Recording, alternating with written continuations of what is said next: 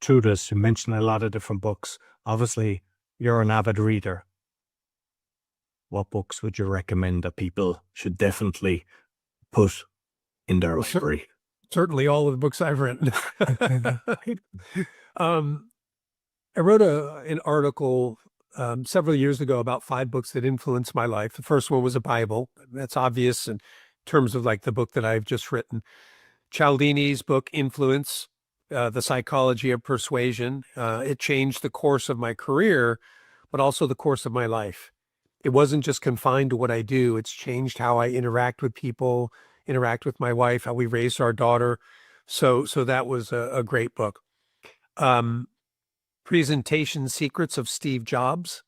When I read that book by Carmine Gallo, I took like 7 pages of notes, and I kept going back to my presentations and changing things based on what I was reading, or I'd go over to YouTube and I'd watch Steve Jobs present. I'm like, oh yeah, I get it. Um, but man, did I see a big difference in terms of how people were receiving the content that I was sharing because of that book. So the Presentation Secrets of Steve Jobs. And right alongside that, a book called Presentation Zen, which was about slide development. Another good one is Slideology.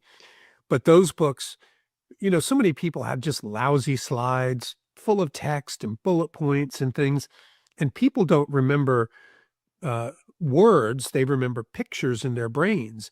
And so that really helped me start figuring out, how do I get the best picture possible to drive home this point, so that if somebody thinks about the zoo, they're going to think about Cialdini and the story about him encountering the young Boy Scout who was selling tickets to the Boy Scout ball. I want that to just start clicking for people because they remember this picture.